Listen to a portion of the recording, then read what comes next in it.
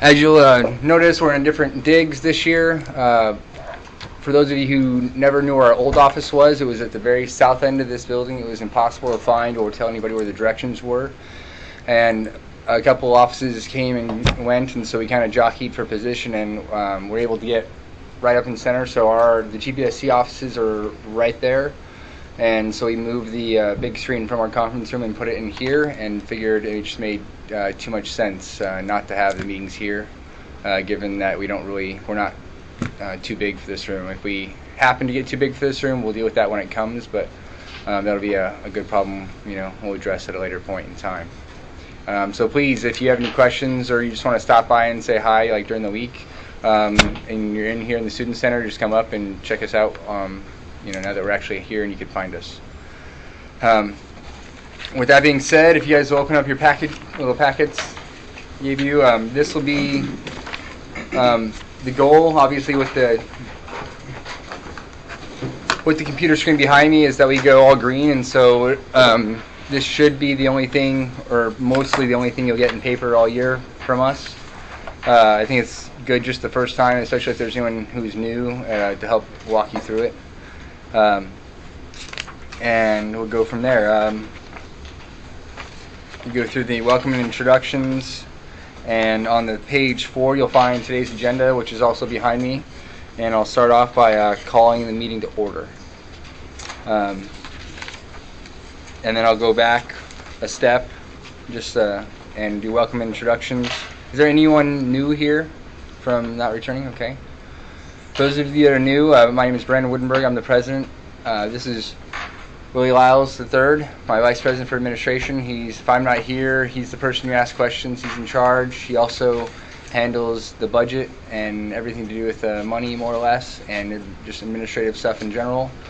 To my left, to your right, is Jonathan Flowers, vice president of graduate school affairs, who's done an amazing job this summer, and you'll hear all the things that he's been working on already and got going to make our lives hopefully better and easier. And if you guys just want to raise your hands if you are a grad council rep. These are our reps. You can thank them for sitting through TDS meetings once a month. At the TDS being a nice word is what I'd say. Representing you on getting your programs approved or specializations, or just generally putting up with a lot of administrative hoo-ha. As you can see, we're meeting here instead of the Student Services building. No, it's not as shiny, but like I said, it just made a lot of sense. We have a lot more access to this building. You notice we weren't fighting to keep the door open with the garbage can anymore. And we need to print something or get something, we can literally just walk 5 feet over there. As always, with the Constitution, since this is our first meeting, every other Tuesday from this point on throughout the semester, we'll meet in this room at 7 o'clock, except for October 4th. We'll meet in the Guyan Auditorium for our town hall with the legislators that are coming down like last year. The only difference is this year it's going to be in Guyan Auditorium, and that'll be at this point in time with USG, as far as we know.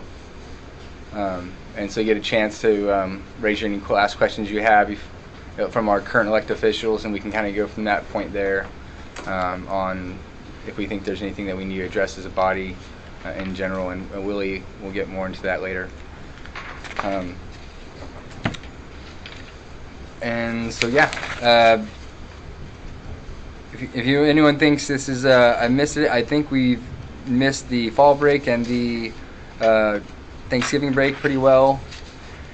And so from that point on, I'm going to give the baton off to the Dean of the Graduate School, Dr. Lee, and he just wanted to come and kind of just introduce himself to you guys and say hello real quick, and then we'll get further along the agenda. Dr. Lee, the floor is yours.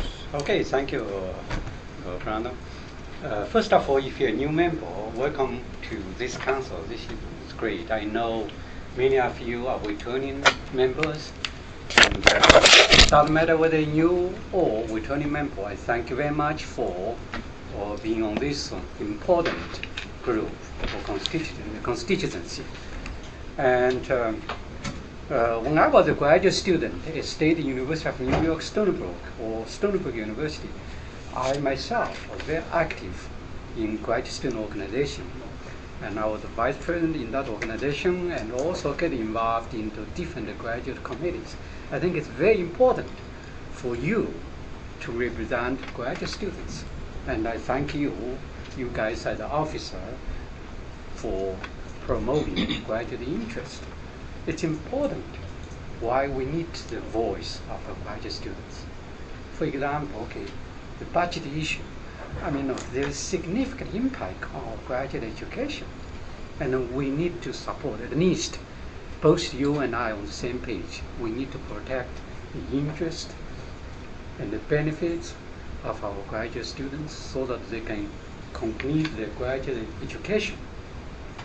So, and I thank you very much for solving this.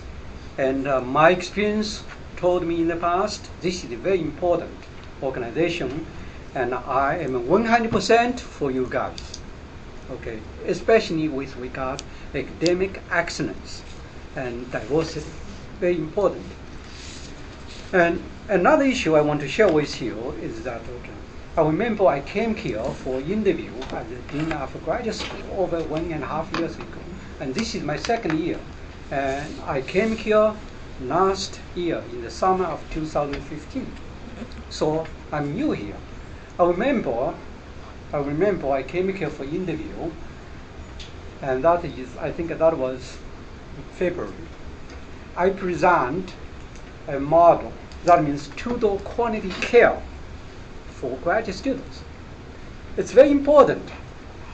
First of all, we have to recruit excellent graduate students like you in the graduate school. They must be strong academically. That's why, pre-graduate school. So that's number one. Okay. Number two, we have to, at least, I believe that we have to fully support, take good care of our graduate students when they're on campus. Make sure they can complete their degree successfully. Doesn't matter whether doctorate degree or master degree. And that's our job, to help you guys to get through, okay, the graduate school. And number three, that means postgraduate school. That's why we reconnect with our graduate alumni. Remember, okay, each year I send the money to Stony Brook University. Why?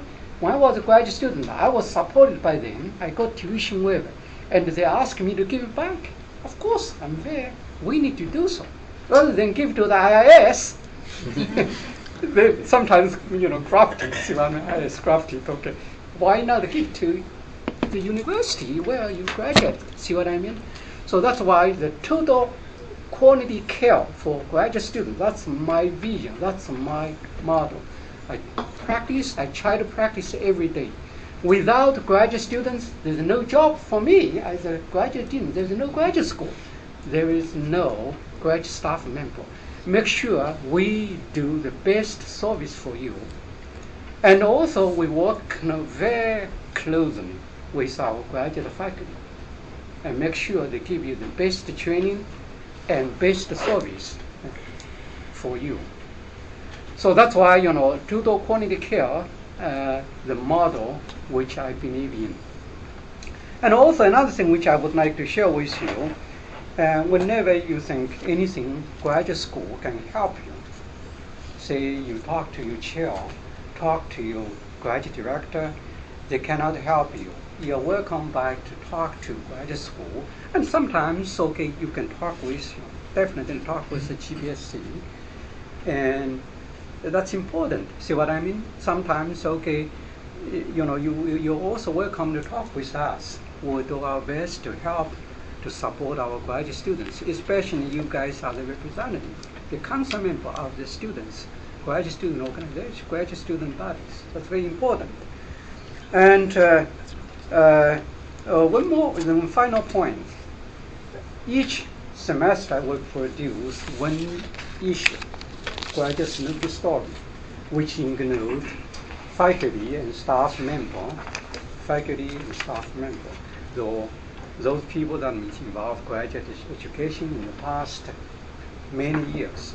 For example, one of the faculty members on medical campus involved graduate education, PhD program for 44 years. And he shares stories. In fact, I give 2 copies to them. It's put there. I'm going to leave 2 more copies. So if you want to read more, also it's online. It's on the graduate school website. You can see that. And then we have the longest served artist. I think one of you from School of Art Design, right? So in fact, one of the professor is K. Zivkovic. She's here. So that means not just scientist, but also artist. And so this issue, we focused on research, discovery, and scholarship. And the common issue, which we focus on academic excellence and diversity. And we would like to get story from our current students, from our graduate faculty, from our alumni, because the second section, by the way, okay, the second section involves graduate students. In fact, you have John and Brandon's picture here. See what I mean? Second section involves current graduate students, because we want you to be engaged, to write your story related to diversity, academic excellence, and share with us. And we have a selection committee, and we will see, make sure fit the scene, make sure, we may not guarantee every contribution to be published. At least I'm going to write the email to thank you if you write. And the last section is alumni. Remember, okay, we have to raise money for our graduate students, for graduate school. For example, okay, we only have very little resources to support graduate travel. This year, we approved 40 students. That means, okay, first come, first serve. They can travel if they present, give them $50. If we can raise more, I'm sure I'm going to move up the cap. See what I mean? We want the graduate alumni to send the money to us. See what I mean? So that's why we work together. We need you to help us, and we help you. That's why we're here.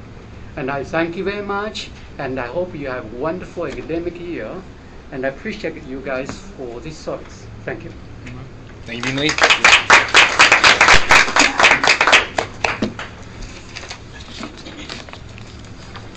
All right. Thank you. Seeing as there's no old business or new business because it's the new meeting, what? What's going on out there? Out where? So we usually attend flag. It's a good question. You can probably shut the door. It's the student center. Yeah, it's the student center. Probably have a rock. They're probably having a rock concert, which I'll. I think it's upstairs. If there is upstairs. So should we make cardboard signs for everybody to go raise money?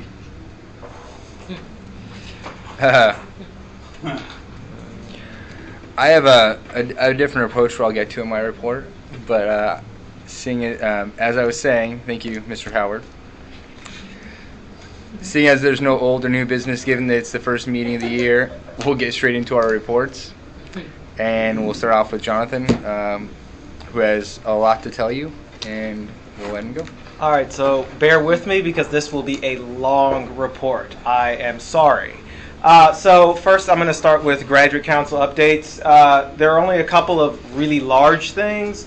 Chancellor Caldwell was present and gave us a stopgap budget update. So the second installment of the stopgap budget will be coming through next month.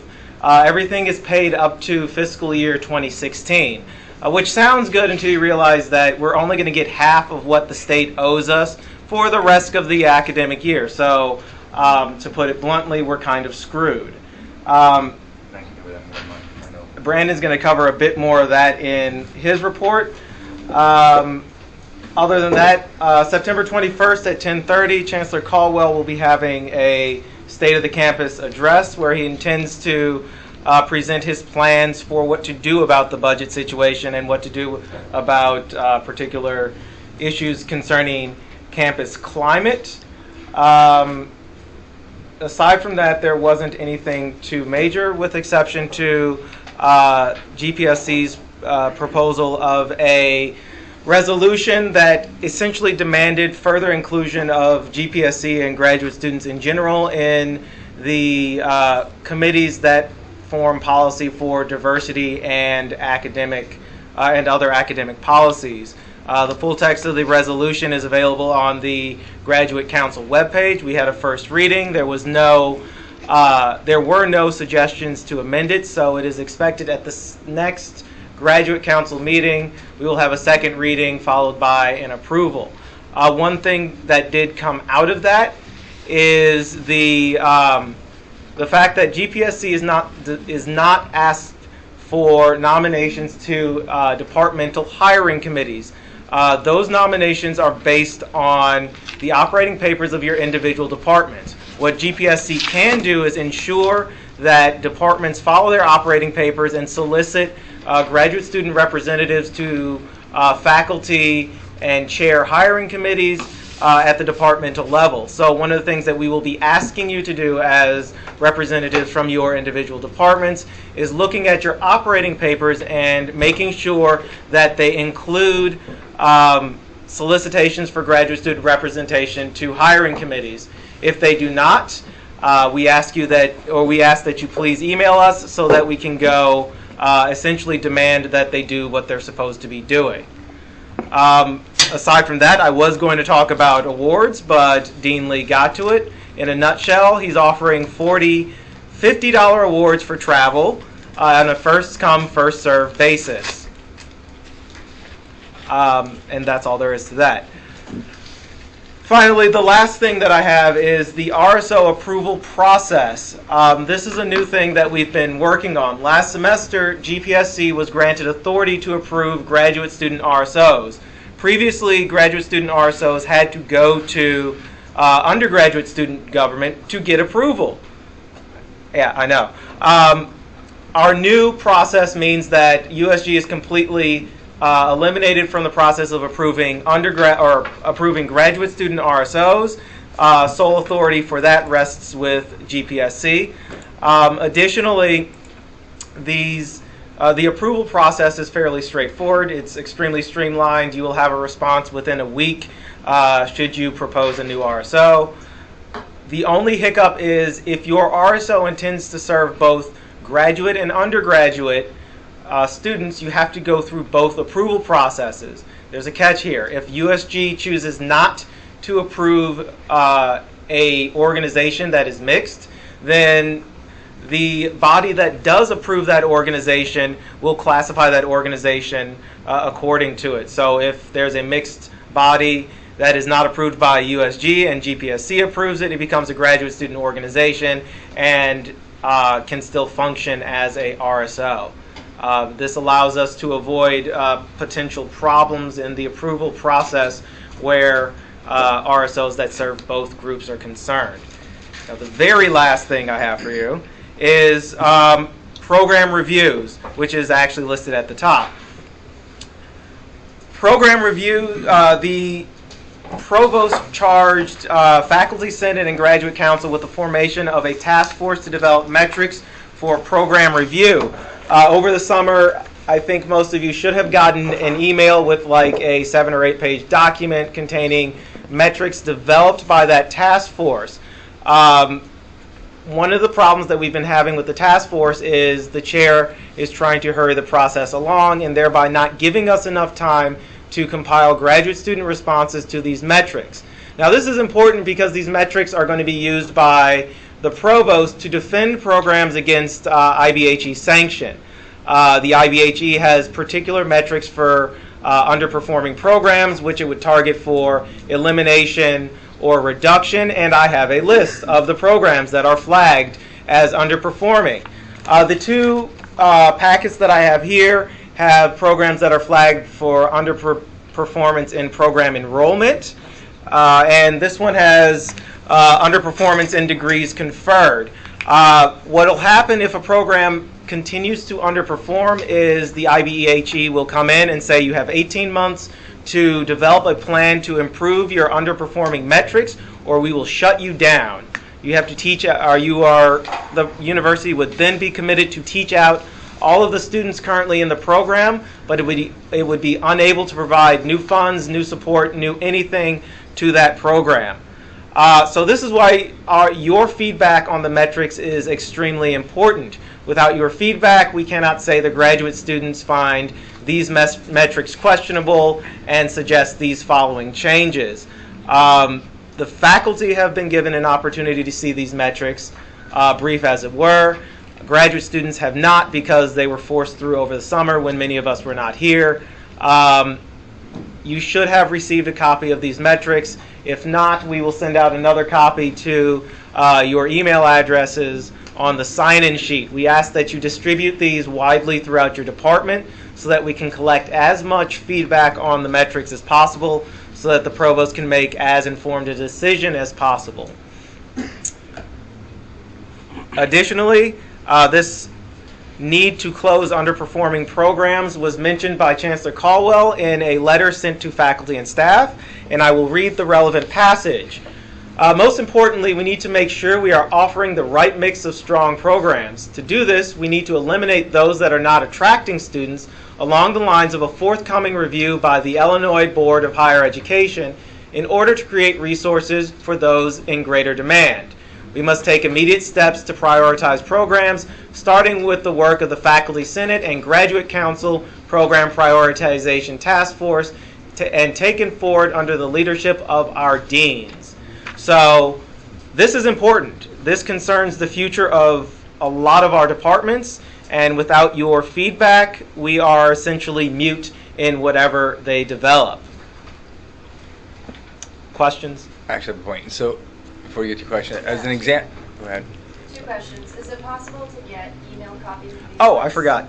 These lists are available on SIU's iQuest website. That is iquest.siu.edu/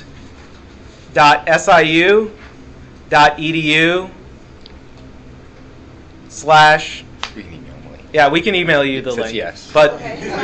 yeah, I won't read that out. Anyway, if you go to that website and click the program enrollments and degrees conferred, any program marked with an X is labeled as underperforming. These are all from 2015. They should be updated with data from the 10-day count. However, since enrollment is down 7.7% across the campus, it's not going to get much better. The awards that Dean Lee were talking about, that's for the year. Do we send that out? The letter. Other questions? We'll with that link, we'll send out a thing. There's an actual letter from Dean Lee that will provide us follow-up. John, when you're talking about feedback regarding the metrics, what kind of feedback is it that you're looking for? Any and everything? Okay. And to that point, when we get that feedback or when that feedback comes to you, are we expecting GPSC to vote on some sort of a resolution suggesting changes or no? No. What will happen is the provost hasn't asked for a resolution. So the timeline of events was the chair of the program prioritization committee asked for feedback within a week of releasing the metrics in the middle of summer when nobody was here. I told him that was an impossibility from a graduate student standpoint. He, in polite terms, said he did not care. So following that, I went to the provost and said, we are being cut out of our review process, and we would like to submit to you our comments independent of the task force. She agreed.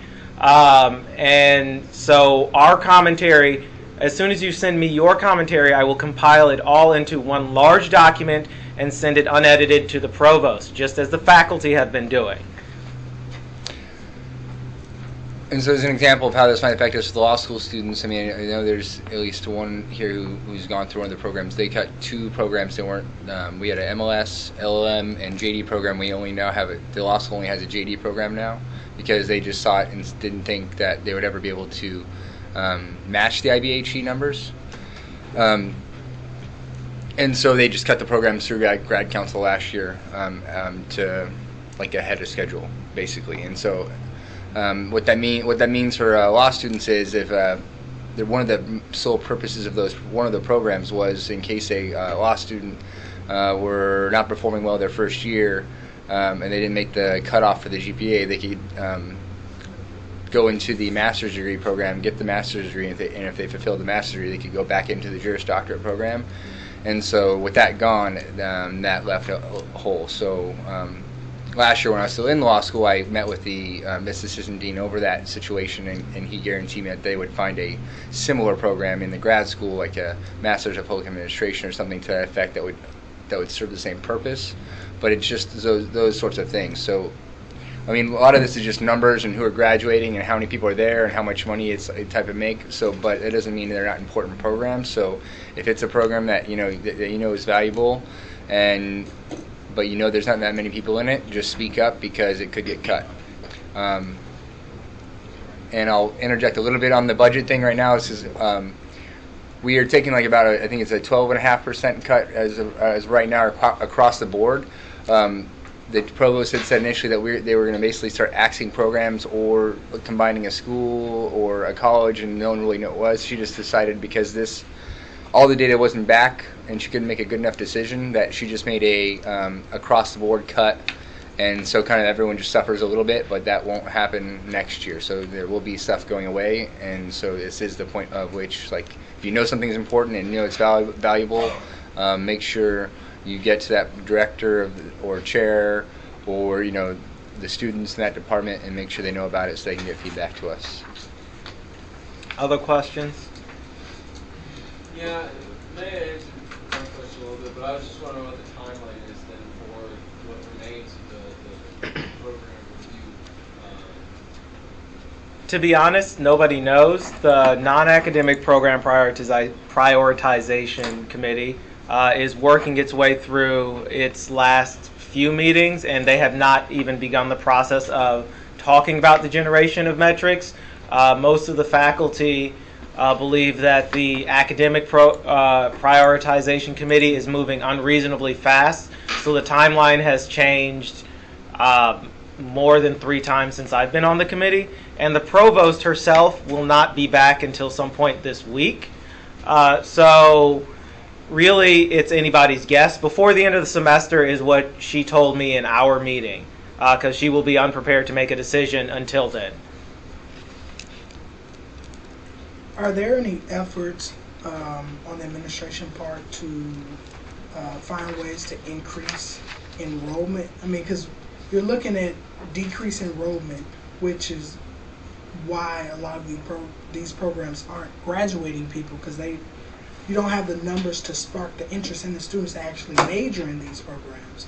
So are there any efforts? I'll get that. The Dean Lee is putting together, or is resuming the work that he started last semester with the Graduate School Enrollment and Retention Task Force, which is a collection of faculty and GPSC representatives from across the campus aimed at developing increased enrollment and retention strategies. The university has, and this actually applies to undergraduates specifically, the university now has a full complement of enrollment specialists, 17 I believe, to engage in outreach and enrollment strategies. To add to that, the university has taken a policy that they've hired standards to admit students with a fake, truncated system developed by the education members. Yep. I'll add more to that too. So basically, the school says that your test scores determine your eligibility and success in college, and we're only letting them the cream of the crop now to SAU. That's why our enrollment numbers are down. Yeah, they said that just so they can see effects of retention. To quote Chancellor Caldwell, although the numbers are not final, every indication is that our new freshman class will have the highest ACT score in recent history.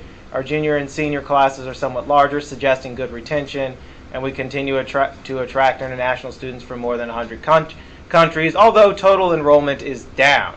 The largest drop is in our freshman class. Our sophomore class is smaller as expected given last year's smaller freshman class, and we continue to see a decline in enrollment. So they're making it seem like enrollment is down because they're declining people. No, enrollment is down because people are choosing not to come.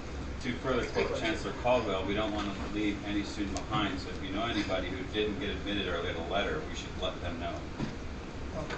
This was all in graduate council. They're funny. They're hilarious. I'll, Other questions specific to program prioritization, RSO approval, or Dean Lee's travel award, things that happen in graduate council, the resolution about policies and diversity.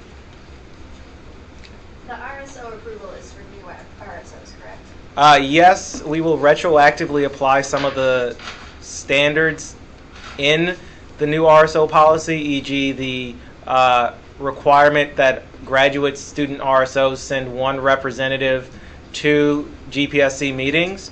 If you're a graduate student RSO, chances are you're a professional organization and we need to hear from you. Last question. There was an email sent. I know GPSC and USG are different. There was an email sent earlier in August about like funds and not being approved. That doesn't affect GPSC. That has nothing. Oh my God. that is no. They sent out the email to everyone. So, Do you want? if anyone wants information on the amazing workings of the undergraduate student government, Yeah, we should. you want to? I'm just going to be able to say is anything in USG involved will be off the record and after the meeting. On the RSO portion, now when you said you had the dual program of mixed students, now if USG disapproves them, does that mean they cannot admit undergrad students into the? No, you're under. So if the way that is set up is if USG decides that they don't want a RSO for whatever reason, and we approve it, that RSO can still admit undergraduate students. An example would be a mentorship program that USG believes duplicates the work of another RSO. We would recognize that RSO, and they would be allowed to have undergraduate students as members. They just can't get funding. They just can't get funding from USG unless USG decides to change something. Last question. Now you said you're going to invite a representative from the RSOs. Will these be voting members? Yes, they must be graduate So students. very similar to the structure that SBA does, the Student Bar Association. I mean, that's how our constitution is designed. So now that we actually approve the RSOs, if we approve you and running through, you're actually going to have someone come. Third question. Yeah. So are we to go to, like, say, for example, the law school has, I don't know, about 20 or 30 RSOs now? You have to talk that up with Dean Ray. That's something where, if you really wanted to, I know what you're saying, but they've chosen to separate themselves, usually because the law school runs it, what's the face at a tighter ship when it comes to that type of stuff, and so they've just chosen to be separate. The majority of the policy was written with John. The majority of the policy was written with the non-professional school RSOs in mind, because you guys have a different policy structure. So when we get to that bridge, we'll cross it. But for now, as Brandon said. And that's already happened too. So right now we have a United Nations RSO that's different than Model UN, and USG decided to not approve them, despite our reaching out to the current Model UN faculty advisor. Said that he wanted the new RSO to exist as well, and they still denied it, so we approved it independently. So fortunately that means so that, as we know, most of the funding for RSOs, USG has way more money, and so that just blocks off that from RSOs that only get it from our approval, because we have limited funds. All right. Anyone has any other further questions? In a matter of time, we'll keep it moving, and you can ask John afterwards. He also has business cards with his email on them too, and he is usually always in his office grading papers. Then you can come badger him at will. All right, and I'll move on to our VP Administrative Affairs, Mr. Willie Latz. Thank you. Good evening, everyone. Yeah, The fee allocation board, our first meeting is going to be on September the 20th. Again, that's on September 20th. That's the next GPSC meeting as well. We'll meet at 6 o'clock in this room to consider event funding request and to go over some budgetary issues. If you guys would turn your attention to page 6 of the document, I'll walk you guys through the budget for this year and also in comparison to last year. So last year, for the 2015-2016 school year, we had a beginning balance of $77,660. This year, our beginning balance, minus the surplus that we are bringing over from last year, is $63,002.92. This number is determined based on graduate enrollment. Year over year, that means that we're facing a 19% reduction. So what we've attempted to do in a number of the budget lines is to spread the pain, so to speak, as equitable as possible, while also recognizing that with our new office space, we have a responsibility to keep that area manned with student workers, which we have in place, and they've been in place for the last week and a half now, doing a really good job as well. So I won't belabor this. You guys are able to read. But the thing that I did want to highlight is the fact that we're going to be giving out a lot less money as it relates to event funding. I think in this year we'll be doing $10,000 instead of $15,000. We have zeroed out our charitable giving account that no longer exists under this budget for this year. We've taken $5,000 out of the travel funding, so we won't have as much money to give for students who are going to conferences and things of that nature as well. We are maintaining our awards account, which is what we use to give out our research awards, which were very successful last year. It's a signature program that we sponsor as GPSC. We wanted to make sure that we protected that program. Are there any questions? What's the salary for office workers? And that's something I'll... Yeah, so as I said earlier, now that we have this new office space, we have student workers who are working from Monday through Friday, 8:30 to 5. 4:30. 8:30 to 4:30, and we have to pay those people. Why do we have to pay them? Why do we have to have them? Brandon? We just have to have them because of right where we're at in the building, for people coming in to filter back through. I would expect it's mainly this year, it's going to trickle down. So this year and next year, as people actually understand where it's at, if you see the signs, we have about 20 people a day coming in asking for student life and student engagement and things of that nature. And really, actually, they share a portion of Willie's responsibilities, which we'll get to correlates to the salary cut for the officer pay. And so that's why. So people that are coming in, are they coming in specifically for GPSC, or is just GPSC in that same unit of offices that GMP somebody there? So it's just this unit. So if you walk in that door, that's just us. We have new student programs, which is in the back, along that back hall, but they don't really have any students come in for them. And so students that come in, like if any of you came in to talk to us, they can answer, give you forms if you need it, or a lot of it's directing if you want to go to the accountants for student engagement for other students who aren't asking for us. Because the last however many years it's been, that's been the student life office.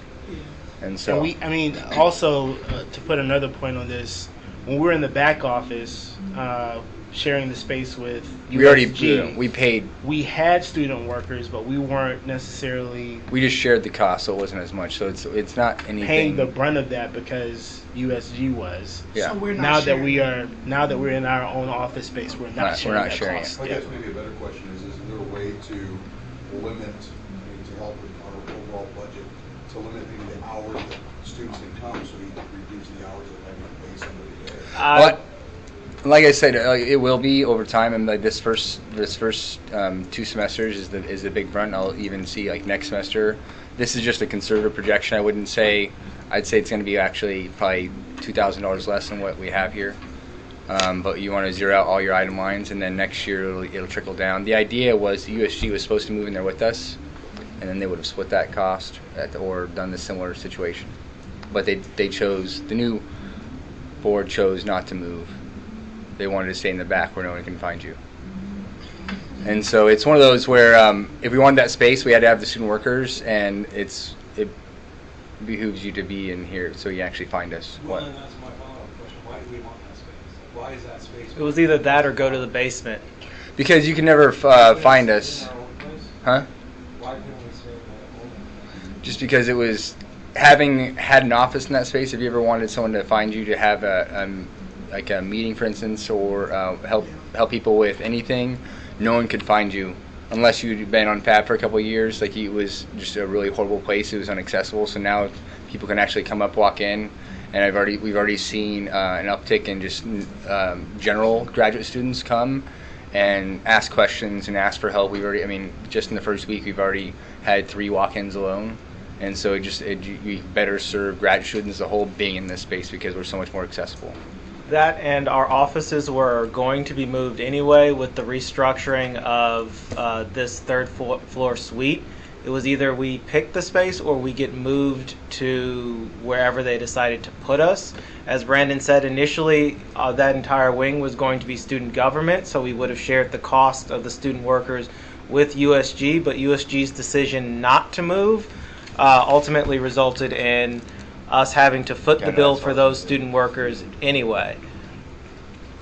So, yes. I'm just kind of curious if these student workers we're hiring our own graduate students or these undergrads. So we have 1 graduate student, or an international student. A couple of them most of them are undergrads because most graduate students won't work for minimum wage or work study, which half of them are. So work study is like even less. Like, which I say again, 10,000 is a conservative number, a very conservative. Graduate students who qualify, it's hard to, if anyone wants to work for $8.25 an hour. And so we had one person ask, and he's an international student. His name's Ish, and he will be, but most of them didn't want to. So, but yes, we did keep that in mind, and we'll also keep in mind, obviously, everything else that it's diverse. We have, which leads me to the second point, though. I'll take over in terms of salary officer pay, as the Constitution reads right now. As some of you or most of you may know, the president gets a half-time year contract. The vice president is supposed to get a year-long quarter-time contract. Looking at the budget, there's no way to justify that to keep it going forward.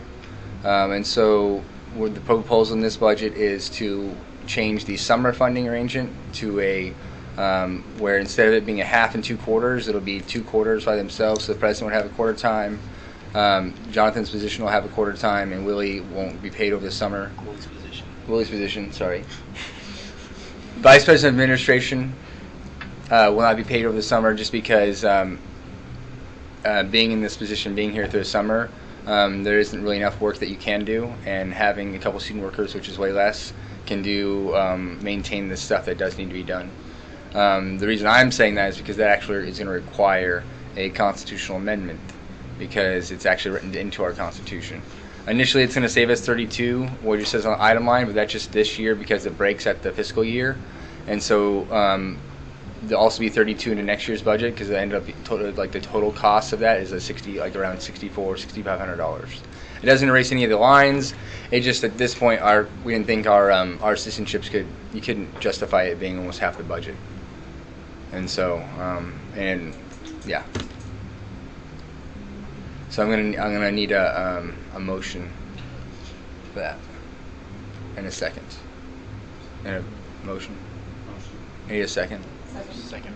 And all in favor of changing the funding for the GA positions, say aye. Aye. Ayes have it. Any nays? Okay, it passes unanimously. And I'll leave it back to. I have one question. Yeah, go ahead. Is there potential in that space? Is there potential for someone to potentially move in there with with us in the future? Or would Yes, that the goal was to have USG in that space with us. That way, you have all of student government having the close access to all students because it makes it a lot easier. You can find, like, you just go straight up the escalator. Obviously, you're right there. The last administration, USG executive board was on. They were on board with that. The new ones aren't. They like where they're at, and so. I also add. And the people in there aren't exactly ready to move either. That our moving to this space allowed other RSOs that were in less than subpar spaces in this building to be able to come to better spaces. So I think it worked out for the best. Yeah. So yeah, as part of this kind of like a big negotiation, to be honest with you, of jockeying for positions. It was more of like an actual formal. John sat in with me for the final one because of the rotation now, and you'll see it. They're not done yet, but what used to be SPC is now all RSO space. Instead, just for RSOs, and which will include at least 1 or 2 offices that graduate RSOs can rent. Hold per semester or per school year, and the International Student Council is now coming out of the basement, and they'll be where Greek Life is, or which is HSA, and the Hispanic Student Council, and the Salumi Rainbow Network is literally out of the closet that they were in, and in the literally, it's a bad joke, but they were literally in a closet. Night Safety Transit is now there, and that spot. And so it just really, it was and BAC right here is right next to us, and so instead of them being the far back, they actually have a really nice space, and they're going to do like an open community center with computers, and it's going to be really nice. So in general, in terms of like providing service for students and stuff, it's going to be a whole lot better, which is why we just had them take the TV that was in the conference room in here so we can have our meetings. It just made it a lot more accessible and usable. So it's not a possibility of new student programs, because I know you said there's not much traffic, but so new student programs just want to leave, but collectively, if we had other, like say if we had USG, we were at a point where we could have gotten them to convince them to go, but USG ultimately decided they didn't want to go anyways, and that the Department of Student Affairs exactly didn't think they could work autonomously by themselves. Because here we're basically our own, and we kind of always have been, for obvious reasons, our own entity, even though we operate with very little review, and so USG is just not that. Right, but I was stating like new student programs is still in that room. They're still in that room, yeah. So they can't foot some of the bill, because they're essentially, even though they're that wing, if a student comes in saying, hey, we would not want them to, because new student programs is generally mostly functional at the beginning of semesters, and were we to say have them share our student workers, they would be monopolized for basically things that weren't GPSC. Yeah, the first few months of the semester we would lose, and that is when we have the majority of our beginning semester committee meetings, appointments, solicitations, orientations, everything that we would need a secretary to, or not a secretary, student workers to help manage. We would lose all of that because new student programs would monopolize it. Yeah. I just want to contribute really quickly. I've been here since 2010. I did my undergrad, and I was the visual arts director for SPC in those back rooms, and we did not get any foot traffic. We did not get any walk-ins. Yeah. The only people that ever came into these offices were the people that I recruited from tabling events and stuff like that. And this is my 3rd year as a grad student, and I did not even know about this RSO until very recently. So I think that the visibility is really, really, really important for people to know that we're even here and that we're doing things. And I think it will open up opportunities for people to participate more, even if there's a cost associated. I'm actually very excited that you guys are there. So yeah, I know. You kind of burst my bubble a little bit. We actually worked very hard to get in there. So if you come in and, like I said in the front beginning visit, and also just know, so we're not an RSO, we're our own constituency group. Which is also part of the reason why is because we, breaking away and actually showing that, we, by the school charter, we have like our own authority and power directly from the chancellor. And so it just creating legitimacy across the board, and the fact that, we have, I think, 23 people in here, that's what the seats were laid out, and they're all full or close to that. We could have like 88, and we're working towards that, and that's what we'd like to see happen. And so little stuff like this is part of that. Also, stuff like me going to convocation where I don't have no reason being there other than to network with all the other department heads, let them know that GPSC is not an RSO. Things like that are just little things we do to give us our constituency more legitimacy. So that way, it just improves our overall voice and our power to advocate for the rest of the students. How many of you got that email from your chairs and directors concerning appointments to GPSC? Good. Okay. Okay. Okay. I'm going to have to send another tersely worded email. Okay. Two more things and then we can You go. Yeah, back to Willie for budget. So if you are interested, I know we've got 2 returning members, I think, who are going to be returning for a fee allocation board. If you're interested in being a part of the fee allocation board, as I said earlier, we meet on our first meeting will be on September the 20th. Please see me here after the meeting, and I can send you a reminder and all of the meeting materials. Last point, as we did last year, we are working with USG to co-host a town hall meeting with our state legislative delegation. So that's all of our state representatives and state senators who touch SIU, or their districts touch SIU. Last year's town hall meeting was very successful, went over very well. We want to continue that kind of engagement with our legislative leaders, especially as we deal with issues of higher education funding. As John and Brandon have stated, we're still not there yet.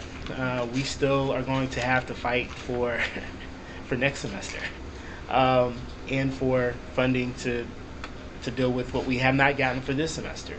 So we want to continue that level of engagement. That's what this town hall meeting is hoping to do. So we'll have more information about that probably at our September 20th meeting. I should hopefully have a list of those who have RSVP'd and those who will be here. Okay? Thank you. Any questions about the town hall? Okay. All right. Oh, one more thing, Brandon. Go ahead. I know other departments, if you guys get any questions from students, we are still providing travel support. GPSC is going to continue to do that. We may have a reduced budget at doing it, but we're still going to do it even if departments aren't. And you can see the packet through. It walks you through the rules and policies. If you are an international student, we put in there, we need to see Willie forward questions to him for tax purposes, because finding out that certain countries like to tax crazy amounts for the awards, and so we're working with the international student office to try and figure out what to do with that, given how much it's costing and how little money we have. And so, but yeah, basically there's just an example of what it looks like, and all that information is available on our website as always. All right, for me, number 8, committee representative semester info, pics and bio information. As everyone can go to the website. I know you can see John's lovely photo. He loves that so much as he's shaking his head. All down here are active committees, or similar, or should be mostly similar to what's on the very last page for, I think it's page 11. And those are some, but not all of the committees that I need to appoint somebody to or serve on myself if no one wants to do it. And this year, if you are on a committee thing, and to encourage you, like we did last year, just to let you know that you can get a free professional headshot. We'll put it on there, get a bio in terms of, you're here obviously to get a better job and a career, and that will add legitimacy to that, and so you actually have a something to link to, and it just again speaks to the overall legitimacy of GPSC. Even if you just want to send in your own photo, and if you are on a committee and representative it, that's fine too. I think Amanda last year had her photo from Disneyland that she insisted on being on there, which is fine. Nice photo. Yeah, it was a good photo. The committee reports and updates. And I said, are we missing any? So if you look over that list, please, if there's a advisory board or there's a committee in your school or department that you know is making decisions that affect you or your fellow classmates on a day-to-day basis and it's not on there, send me an email or come up to me after the meeting and let me know, and I'll add it to the list and I'll contact, and even if you have the contact information, or I'll look it up myself to make sure we have somebody on there if at all possible. Did you have something to say? Yeah, someone listed twice on that list. Okay, well, which, Student Advisory Board. Middle and bottom. okay. That might be because we need 2 people, but like I said, yeah, that's after the meeting. Tell me that and I'll cross it off. Search committees, the most important part of these are probably the search committees coming into this. Some of the more important ones are the search committees for the Vice Chancellor and the Chancellor, which will be going out through the semester. Those are ones where like you have to be super committed and be there because it'll be like in front of the whole hoopla. There'll be like a short spurts where you'll have a lot of meetings and you'll be sitting down to ask them questions and stuff like that. Timeline on some of those meetings like that. So the search committees are usually more intensive, but when they start, and I don't have a date on either one of those. The only one I have a date on is the dean of the library search committee, which they're trying to attempt again for the 3rd time. Unfortunately, it's just more extensive, but it usually lasts about 3 weeks. They meet at night, morning. It's usually whoever the chair of the committee ends up being, but yeah, generally it's at night because it's usually a faculty member who ends up being the chair of the committee.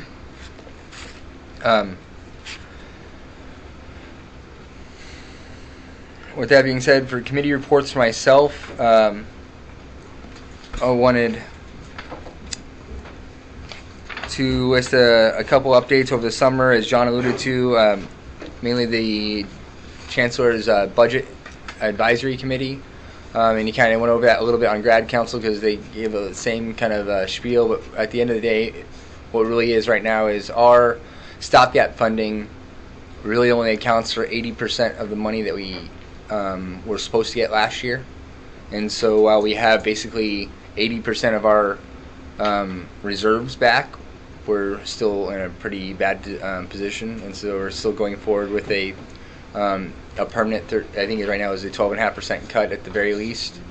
The legislature did that so that way they could try to make the election not about higher education funding and not about social services for funding it through, I think it was through December or January. Part of the town hall, I think, will be in October, will be gauging where we think they are, if they're still taking it seriously, and if they, we'll reach out to you guys and we'll talk about our next meeting after that. If we, as a body, want to, redo another lobbying effort, or start doing a letter writing campaign or something to that effect to remind them if we think they're not going to, if they're just doing it and they're going to come back and not pass a budget in the spring, because we'll be right in the same position.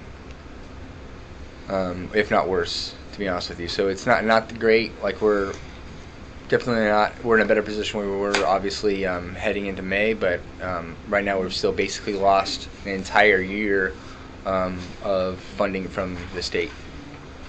To put this in perspective, some auxiliary services have lost a 33% of their budget.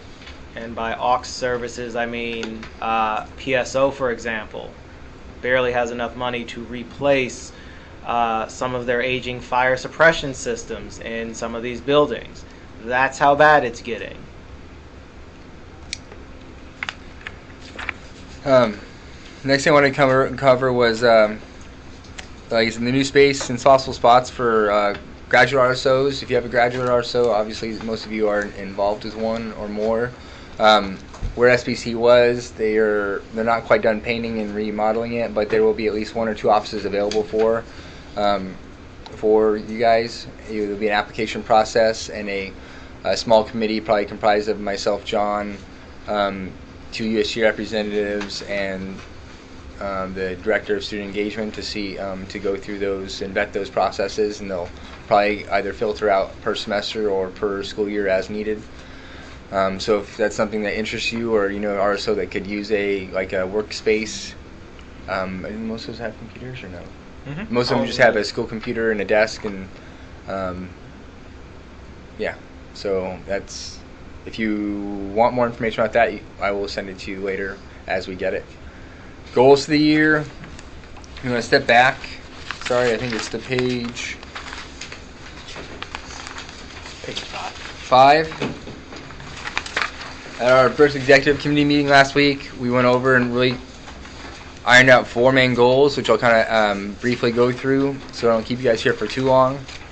The first one listed is diversity issues. Obviously, it's stemming from everything that was comprising last year. Right now, the university's response to the ongoing diversity issues was to create a Dean's Advisory Diversity Committee, which we get to appoint 2 members to. That is not what we personally advocated for, to actually be on conveners of that committee and be actually a part of the process to further along and make students actually take a little bit more responsibility and have a bigger voice in that. That hasn't happened, and so while I'm still having this conversation with the chancellor, right now, at the very least, we'll be appointing 2 members from USG to go on that committee. I know we have 1 spot left, so if you are super passionate about that, you can come see me after the meeting. We also have our own committee on. Did we change the acronym? It is the GPSC Committee on Inclusivity and Diversity Policy. It's a standing committee, and it needs to be populated. So if you want want to participate in that committee, see me after the meeting, and I will let you know when it meets. An example of what this committee could do, which I think last year actually was kind of exciting, and they actually took it back. I don't know if you look at all of your syllabi. At the end, you have this weird boilerplate page at the end of it for everyone. Well, last year it was more integrated to the actual syllabus, and they had the Saluki cares and actually had certain things. I mean, those are the type of things that actually have the diversity inclusion required to be in your syllabi, as you know, and that's not just, I mean, that's for all the protected classes. 'Cause I can at least speak from my experience. I know when there's a snow day, I'm SOL when the university decides to still go to school, because I have, and professors do, just say, I don't care if you have kids, you can't take them to class, and if you're absent, sucks for you. And so to fight things of that issue, and obviously other things that everyone else can speak to that are probably a lot worse than that. Those are the things that committee can do, and that's why we would hope we can get volunteers for it. That doesn't mean it has to be you or even anyone on this council. If you know somebody who's just a graduate student period who's passionate about this, please send them our way. Specifically for that committee would be John. And yeah. Any questions about that? We'll update you all with that as that committee moves forward and as those things progress. The Board of Trustees and the President is trying to reform the diversity policies in a system-wide level. They haven't been very clear as how they're going to do that, or especially fund that. And so, like I said, we will update you as we are updated and find out more information. Next one, student fees. There might be 1 or 2 people here who remember a resolution I passed almost 2 years ago about student fees, requesting transparency. The Board of Trustees 2 years ago actually asked for a internal audit of all student fees and how they're being spent and what was going on. I know for a fact that the report was created, but it's yet to be shared with us. It wasn't exactly something we could press all that much when we were wondering if the doors were going to stay open with the budget, but this year we just kind of decided we don't have a choice. We're going to push forward anyways with this little, whatever this semester is for a reprieve in terms of the stopgap. We're going to take those resolutions and take them to the administration, and also talk about maybe once we get that back, how it's being spent, and if there's a way to get more money back to us so we can increase our travel funding and our event funding again, or how that's, because right now, for those of you who don't know, we get half of a half of the student activity fee, and so that's where our budget comes from. And the other half goes to student programming, which and USG, and so the student programming being council, SPC, so the comedians and rock concerts and things of that nature. I can imagine that a lot of graduate students probably don't participate in those. If they do or don't, I'll probably send out a survey in the coming semester about whether or not we want to advocate for getting a portion of that, since we don't actually utilize, graduate students don't in general utilize that fee.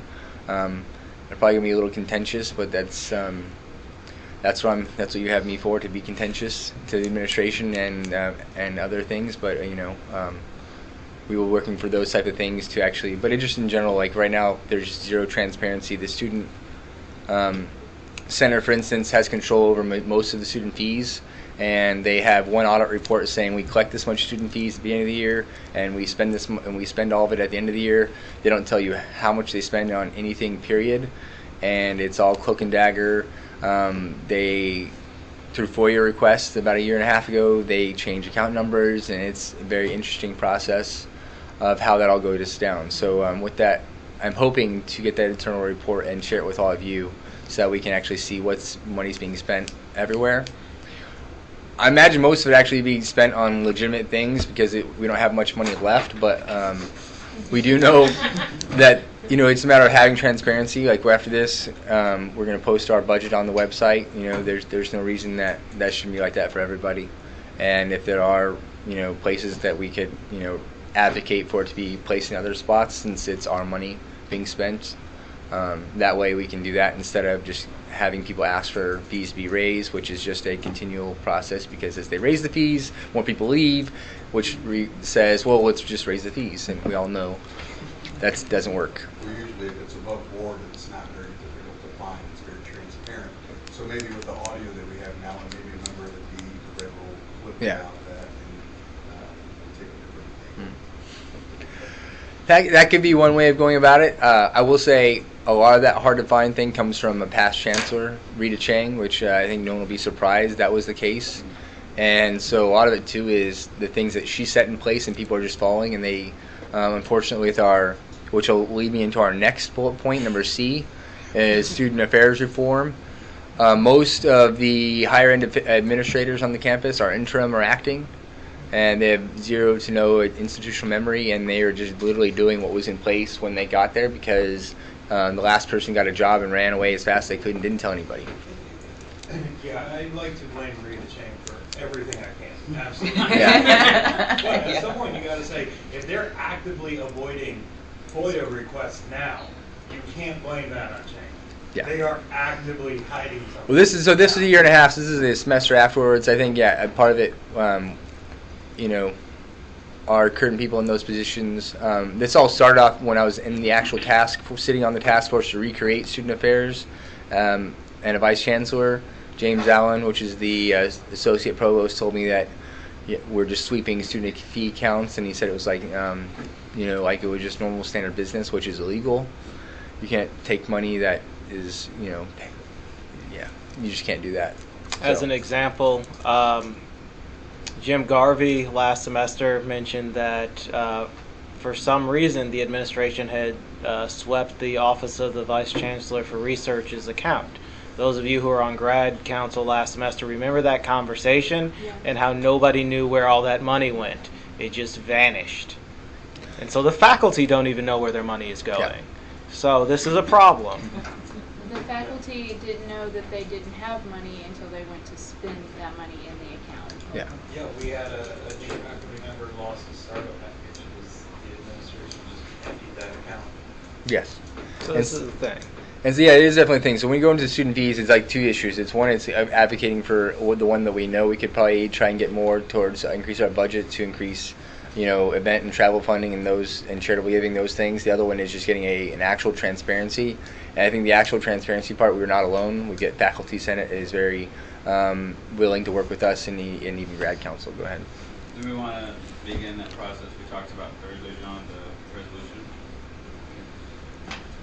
resolution? So student affairs reform, like I just kind of alluded to with the search committees. Right now, as some of you may or may not know, we have one actual officer. It's the Vice Chancellor of Student Affairs, and she's an interim officer. And is arguably not qualified for the position in terms of No. most of you have degrees the same as her and as much experience working with student affair programs as her. She has a lot of business sense and a lot of she used to be the director of the student center, but that was dealing with money, not people. Not that she hasn't done a I'm not going to sit here and tell her she's done an absolutely horrible job on every single thing. But anyways, there's supposed to be a associate dean of student life, a dean of student life, and a vice chancellor of student affairs. Right now, we have one interim person doing all three of those jobs, and she's that person. That just too much power in one place, obviously, and if in the hands of someone where if we actually did a search committee right now, she wouldn't even qualify to apply to it, and so that. Is just going. That's obviously just a part of that. So making sure that we, and I already talked to the chancellor. He will be putting yes.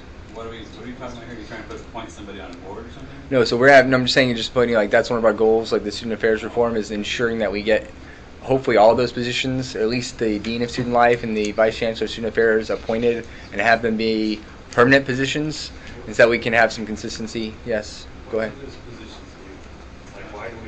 So the Student Affairs Department oversees all of the auxiliary services that are concerned with student affairs, housing, us, the student center, student activities, things like that. That department is currently missing 75 staff members, which is on top of its 33% budget reduction. So student affairs, which I might state includes Saluki Cares, for example, is ridiculously understaffed, and by the administrator in question's own admission, unable to perform the mission for which the office is designed. It's just a lack of consistency. You go from one year to the other. They can't actually implement services and programs for students because there's literally no consistency. The Student Rights Responsibility Office is now down to one person because everyone is quit or left. And I can personally speak for how that can affect students if you go through that process if people don't know what they're doing. Hold on. And so you Veterans Affairs, non-traditional students, research, disability support services. These are all things under student affairs. CIE moving, and now not really not having an office at all. Like all of these certain things and these decisions are being made by someone, like I said, who, if we had a national search right now, wouldn't even qualify to apply probably. So I mean that's just the point of going through. Even for us, like we had an ongoing fight with Vice Chancellor last year because they, in the past organization, we reported directly to the Dean of Student Life, which was the top officer under the Chancellor. We supposedly now have two other layers. Not that I acknowledge that because I still go to the Vice Chancellor anyways. And so just those sorts of things actually. Reform. I don't know if you're aware, but I'm sure it's going to come up soon. I was in the health center today.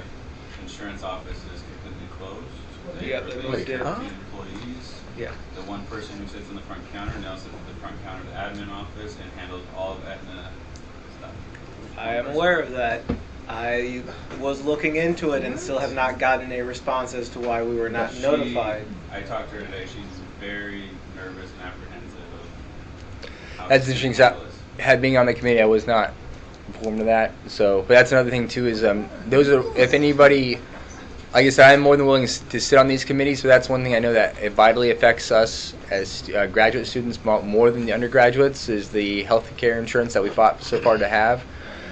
We get two people to appoint on that committee, or just the Student Health Center and its / Insurance Advisory Board.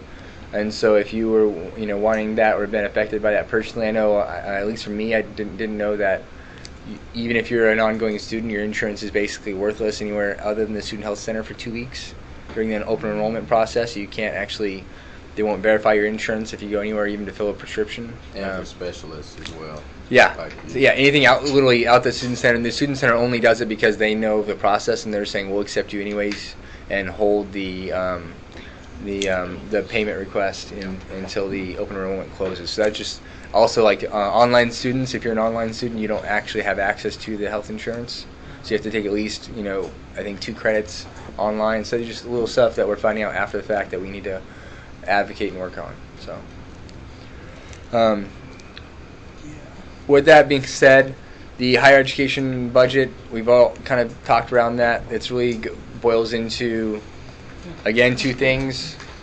Like I said, when we have them down here, the legislators, will come back to our next meeting and talk about what we want to do outside of or along the lines of what we did last year to make sure there's enough attention on higher education funding. Talking about modifying the lobby day into something where maybe we go and actually speak. A couple of us speak in front of the higher education committee itself instead of just trying to pull someone out of committee, which hasn't seemed to work the last couple of years the way it's been designed. And then also just the actual higher education budget on campus. Right now I think the biggest hit we looked at was like 30% of GAs have been cut, projected to be cut overall. That is a projection. The actual number sits at anywhere between 125 and 130 GAs whose lines are either eliminated or not renewed, which is coupled with a push by Graduate Council to move up the date of appointment for incoming graduate students, that is, graduate students who are not currently enrolled, as a kind of carrot to increase graduate student enrollment. Both of these are incredibly problematic. The reason we've been told, or we were told at the budget committee, was for the higher number is that a lot of the sciences, that if you don't have a terminal person teaching the course, it hurts their accreditation process. We're not entirely, that's through research, we're not exactly sure that is, so we're trying to reach out to other institutions and soundboard to see and make sure that if the reasons they're using for the higher cut, because the NTTs weren't cut as much in administration, like it was a much bigger cut in the GAs, and so we're looking into that. But if you have any experience with that, for graduate students, please let us know. Obviously, let your GAU president know as well.